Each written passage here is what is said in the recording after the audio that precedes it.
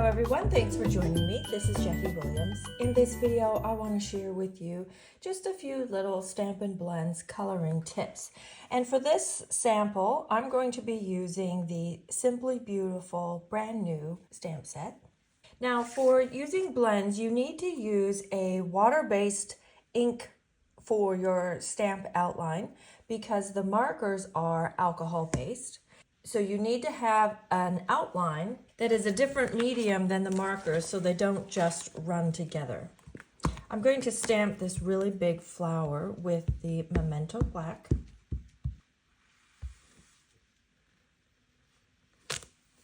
And for the colors, I'm going to use Fresh Freesia, light and dark, Petunia Pop, light and dark, and then I have the dark Daffodil Delight and the light Smoky Slate.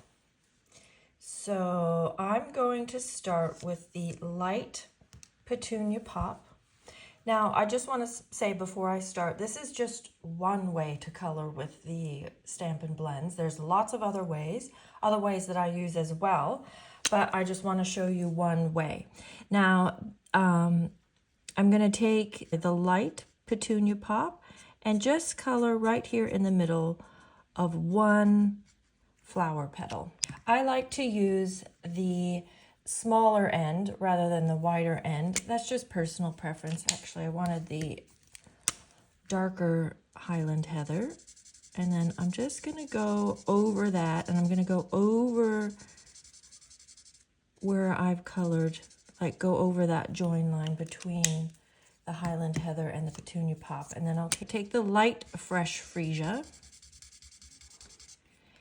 And you can still see some lines there. And one thing that's nice about the blends is as you go over it, the lines then blend, hence the name.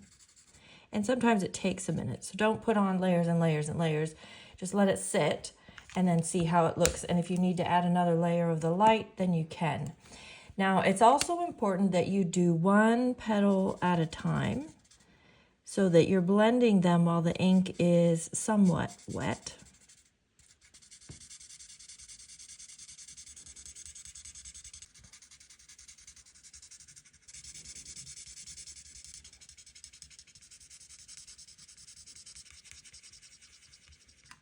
I'm happy with how that has turned out, and I'm just going to do this little bit for this demonstration, and then I would go through and take my yellow and go and do the little stamens of the flower, and then I'm taking the dark Petunia Pop, and you can just add a few little details in some of the shadow areas or along the lines.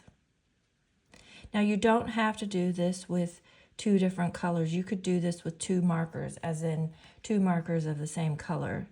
You don't have to have 3 layers is what I'm saying. You can do 2. Or you can even do 1. And then one thing that I love to do is using my light Smoky Slate, or you could use light Gray Granite. Go back and just add a little bit of gray where you think those shadows would be. You could even use the dark, I suppose, depending on what colors you're using. It's the kind of thing that you don't really see, but makes a big difference. You can also use the light Smoky Slate to just go around the whole outline of the flower. And again, it's something that you don't really see, but it does make a big difference. So here is my finished project.